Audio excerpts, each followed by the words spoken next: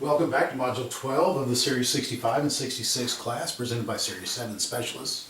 We're real happy to have you. I'm Dan Mars, your instructor, and we'll be picking back up where we left off on the outline, page 19, talking about getting the rules for investment advisors, and we'll go right into the net capital requirements.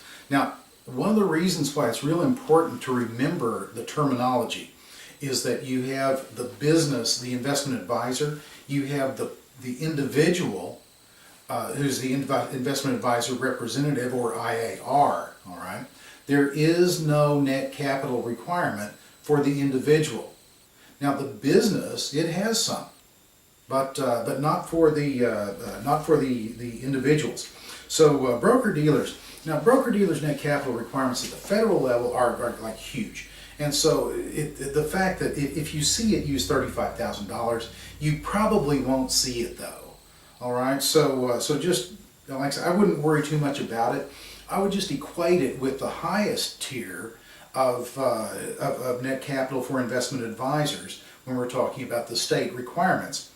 So investment advisors without a bond, you can have a bond, or you can also escrow securities or cash. Treasury securities in particular would be a good type of security to escrow with the state administrator in lieu of a bond, but most advisors post a bond. So if you don't have one, then what is the net capital requirement? Well, let's look at it because it's tiered, okay? And that is that if you have, remember last module we talked about custody and discretion, where custody was to keep stuff, discretion was to decide. It was kind of the moving the chess members around. We said that custody is a big touch, but discretion is just a little touch. And so if you've got a big touch, you've got a big net capital requirement. If you have a little touch, you have a little capital requirement, $10,000. If you have discretion, $35,000. If you have custody, that big touch. And of course, the $35,000 bond will take the place of either of those net capital requirements. Now, that kind of begs the question, well, Dan, what if I have neither discretion nor custody? Well, let's see. Big touch, big requirement. Little touch, little requirement. No touch, actually no requirement. So in any event, like I say, the 10,035, though, you're most likely to see. Record-keeping requirements and the types of records that must be maintained by the broker-dealer under the Uniform Securities Act are pretty much the same types of records that we had under the federal law, so we don't go out and detail those out right here. You can look back on the outline for the previous discussion. But investment advisors, 5 years, broker-dealers, 3 years. Okay, by now you know me, and I love cheesy reminders. All right, here's the way I remember the record retention requirement for broker-dealers and investment advisors. And if this doesn't have you groaning by the time we're through, then we need to talk, okay? All right, what we did, we use the -1 rule. Here's what I'm talking about, all right? We have broker-dealer has 4 syllables. Well, -1 gives you a 3-year retention requirement for broker-dealers. Investment advisor has 6 syllables. -1, you've got a 5-year retention requirement for investment advisors. Now, is that not the cheesiest thing you've ever heard? Okay, but it works. It worked. And you know, the thing about it is, you only need to remember this 99.9% of the time anyway. There's somebody out there that's very important to in the actual operation of your business, but most of us, it's something that we study for the test, and then we forget about it. We let our compliance officer worry about that. So use the -1 rule. Investment advisor, 6 syllables -1, we've got 5 years. Broker dealer, -1 on the 4 cylinders we've got, or syllables. We've got 3 years retention requirement on those records at the state level. Now we need to talk about the administrator's authority to, before, during, and after the fact, deny, suspend, or revoke registrations of persons. Now we'll see that the administrator has very comparable powers when it comes to stuff, securities, but for now let's talk about persons. Before, during, and after the fact, like I say, deny a registration, suspend one, or simply revoke one that's already been granted. So it's very important that we look over here. The administrator can act at any time if the action is in the public interest and. Now the reason I pause there is that that's a very important conjunction, and. It means that you have to have this one, and oh, by the way, there are a lot of other things that can be added to it. But the one that always, oh, be careful about the word always, never, those types of words, okay? Every, all, they're very either inclusive or exclusionary, and what they mean is exactly what they say. But every time, I can say that, every time the administrator denies, revokes, or suspends a registration of someone, then it must be in the public interest. And one of these other things on the laundry list needs to have happened. See, if we didn't have the one, then the administrator would be bound by rules that even if there's a good reason why this happened and we should not take action, he or she would have to take action. If it was only in the public interest, in the determination of the administrator, then you'd have a dictatorship. You don't want that.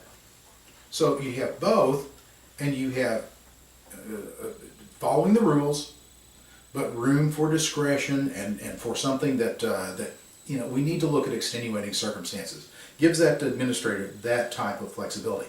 So a misleading, and really these things make sense, okay? A misleading or incomplete application has been filed.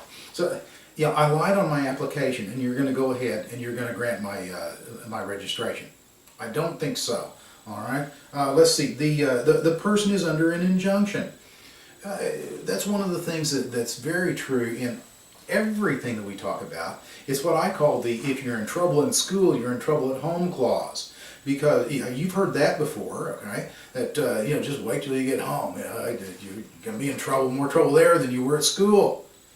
All right, same thing here. If the courts have said you're in trouble, then guess what with the administrator? You're in trouble. If the courts in wherever, some state that's halfway across the country, has said that you're in trouble, you're still in trouble in your home state. So, and to fail to disclose that you're in trouble, it's kind of like when your kid comes home and they don't tell you that they got a timeout at school. Now they're in more trouble for not telling than they were if they had told.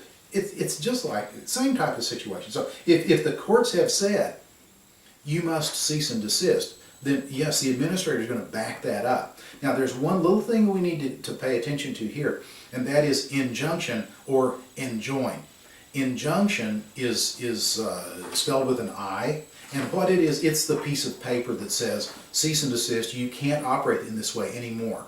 According to the courts, you cannot do this. What the court just did was to enjoin you with an E, that's a verb, okay, from doing thus and so, and they gave you then the injunction, the noun, to prove it. They're the same thing, it's just one's an action spelled with an E, the other is the piece of paper spelled with an I. All right, so the person is under the order of another jurisdiction. Like I say, if you're in trouble in Montana, if you're in trouble in Florida, you're in trouble wherever it is that you are. If the person is insolvent, insolvency is different from bankruptcy. Bankruptcy, you go to the attorney, you fill out all the forms, they take it down to the courthouse, and the minute that ink hits the paper, you are deemed to be in a state of bankruptcy. You don't have to file bankruptcy to be insolvent. Now, and by the way, person, take that broad definition, because that could easily be a business or it could be a natural person. Insolvency is the case where you're unable to meet your obligations as they come due, or your liabilities exceed your assets. Now this one I really, really like to show as one of the reasons why we've got that dual in the public interest and. Let's say that an individual is insolvent, and the reason that they hit a state of insolvency is that their spouse has had just huge medical bills, maybe from something totally beyond their control. Should we deny that person the ability to get registered? Or if they're registered already, should we revoke that registration because there was a disease, because there was a traffic accident? Should we not allow that person to work through those things? Is that not in the best interest of the public? Well, yeah. So, like I say, if it's an individual, then chances are very good that the administrator is going to take that into account and use some judgment there. But if we didn't have that in the public interest, and hands would be tied. So, insolvency, like I say, can't pay your bills as they come due, or your liabilities exceed your assets. The person has been convicted of, in the last 10 years, of any felony, or what I just call them a money misdemeanor. So something like mail fraud, something like that. Well, that probably is a felony. But if you do have an accusation of a crime, that's a disclosure item. But you know, we're innocent until proven guilty here in the United States. Therefore, an accusation is not grounds for denying, suspending, revoking your registration. All right? Now, that kind of begs the question, and you may see it on the test, that Bob wants to become registered in this state, having just been released from prison after serving an 11-year term for wire fraud. Whoa, man, that's a bad one, okay? That's a money felony, all right? Can the administrator deny the registration based solely on this fact? The answer is no. And the reason is, how long was Bob in prison? 11 years? That means that he was convicted more than 10 years ago. So that means that, no, he's past that length of time that the administrator can look back. On the other hand, okay, you have somebody who was convicted and served 30 days. It was a felony, but it was a first offense. They've been on probation. That was 7 years ago. There have been no probation violations. Nope. It was still a felony or one of the money misdemeanors. Okay, and the 10 years has not passed. If it's in the public interest, then the administrator can deny, suspend, or revoke that registration. All right, so anyway, we've got those. Then the person is unqualified due to inadequate education, training, or experience. But if you just leave it at that, then you've got the tiger chasing its tail around the tree. It'll never catch it, okay? Because you need experience to get into the business, but you can't get into the business unless you have experience, because you got to get registered. You see what I'm getting at? Lack of experience alone, if there's adequate training or education that's available to the person, the lack of training alone is not grounds for denial of a registration. If the person has failed to supervise, I tell you what, the easiest ways to get in trouble anywhere in the industry: fail to supervise. Got to supervise everything. Fail to pay a fee. You want to ride the ride, you buy the ticket. And so failure to pay a fee, you're going to get denied or revoked, suspended, what have you. Now, the administrator cannot do one thing, and that's, we live in a country where we believe in the due process of law. Administrator cannot deny the due process of law. Well, Dan, what do you mean? I mean, before, during, and after the fact, there are certain things that the rule of law says that we have to do. Like, for instance, the administrator has to give adequate prior notice that he's going to take an action. Here's sometimes what adequate prior notification is. Hello, hey, Bob, look, administrator, cease and desist doing what you're doing as of right now. Now, here is inadequate prior notice. Bob, cease and desist what you're doing as of 2 weeks ago from last Tuesday. Yeah, that's what's called an ex post facto law. We can't do that here in the United States. As of right now, yeah, that's appropriate prior notice. Sometimes just a second or two is good enough. During the process, opportunity for a hearing. I mean, where this comes from goes all the way back to biblical times. King Solomon wrote that, and I'm going to paraphrase rather badly, the first guy always sounds right till you hear the second guy. So we have to give that person the opportunity for a hearing. And then finally, within 15 days, finally, written findings of fact and conclusions of law. We are a society governed by the rule of law. So what does the administrator have to do? The administrator has to say, I did my investigation. By the way, while I was doing my investigation, everything may have come out okay. But this is what I found were the facts in this case. All right? I then went to the law books, and this is what I found in the law books. I found that you were lacking on these particular points. Therefore, the law says that I need to do thus and so. Take this action. I'm fully justified in doing so. Write it out so there's no question about it. In fact, if you go on your administrator's website and look at disciplinary actions, there's a high probability you'll see that exact phrase, written findings of fact and conclusions of law. They don't want anybody to be mistaken as to where to find it. Right here it is, because it is one of the requirements. All right, so registration of folks and of businesses, we just talked about that. Let's go on to registration of stuff, securities. You have several different ways of registering a security in a state. The one that's the easiest is registration by notification or filing. What do you file? You file a notification to the administrator. Now, there can be no IPOs that register by notification.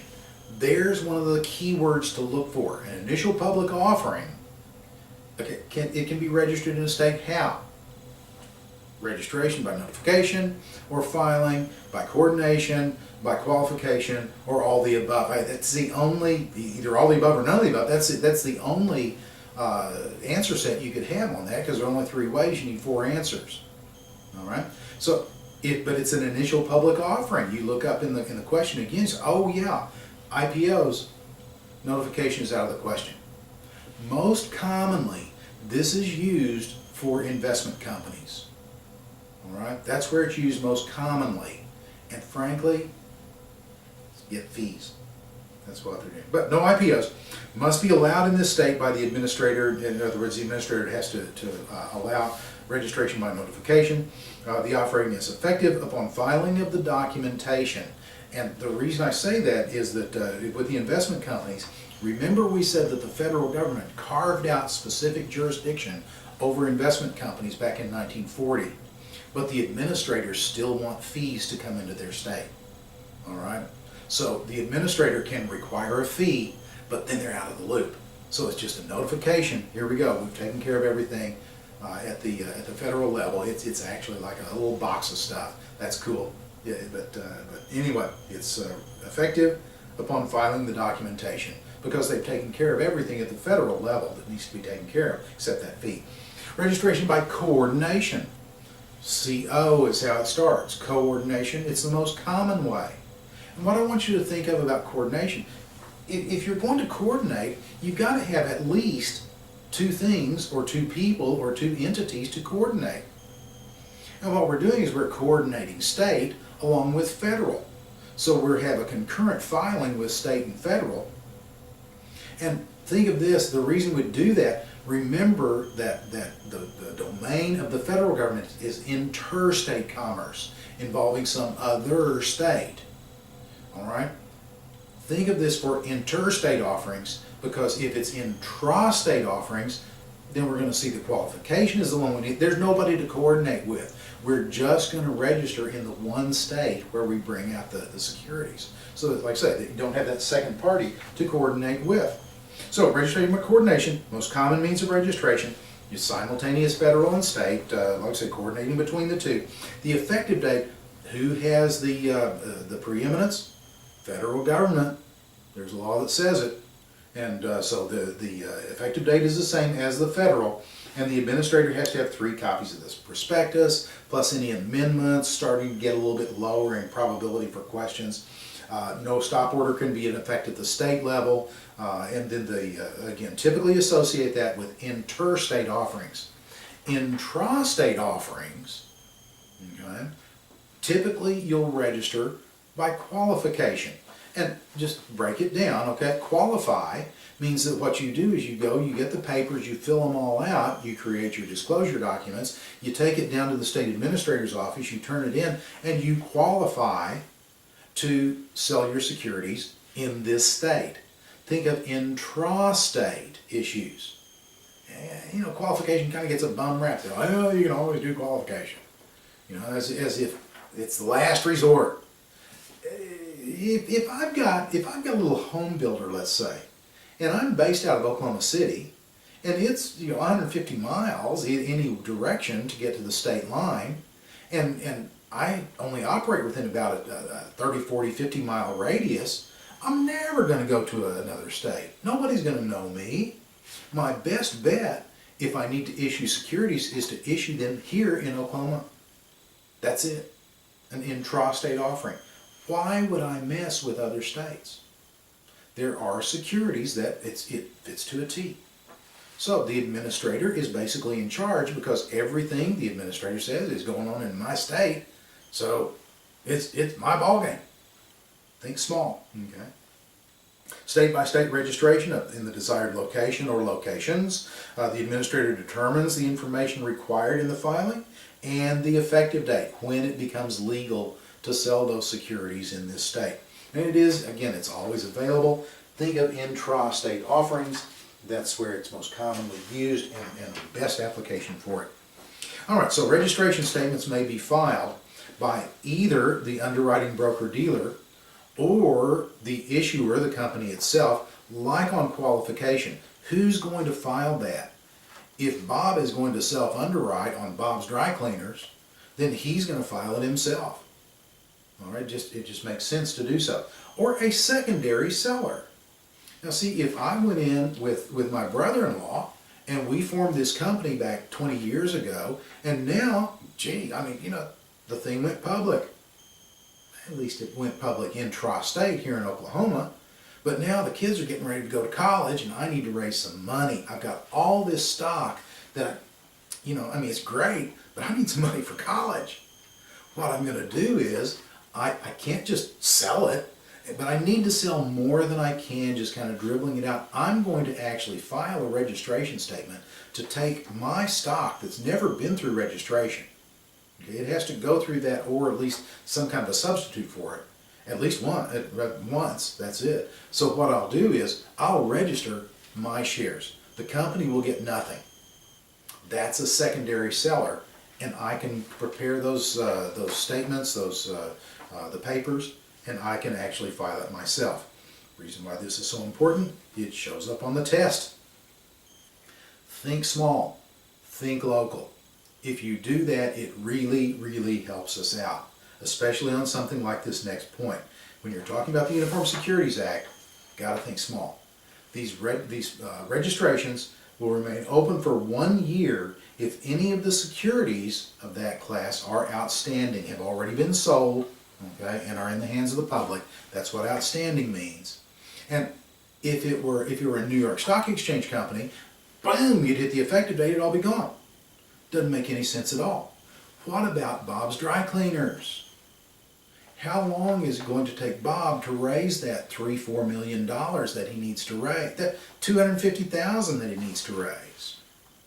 Okay, it may take him 6-8 months, maybe even a little bit longer. So that registration has to remain open for a year if there are any of the securities that are outstanding. Okay, so anyway, that kind of brings us to a good breaking point. Let's go ahead and take a break here, and we'll come back then in the next module and look at the administrator's authority to deny, suspend, or revoke the registration of stuff. It's going to be very, very similar to what we saw with denying, suspending, or revoking registration of folks. It's just kind of the same type of things, just adapted to paper. So in any event, we really appreciate you tuning in for our modules. Hope you're enjoying them. Let us know. There's a contact us page on the website, or you can, like I say, just any way that you can get in touch with us. Let us know what you think and how we can help you out better. Thank you very much.